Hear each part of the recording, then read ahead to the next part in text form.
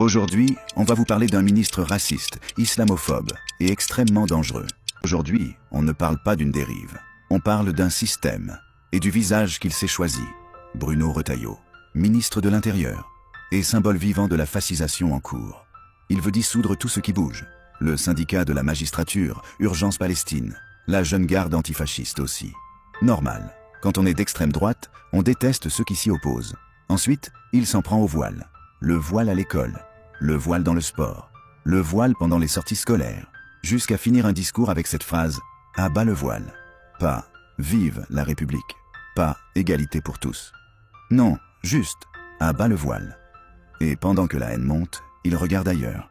Attaque contre des femmes voilées. Silence. Explosion des actes islamophobes. Silence.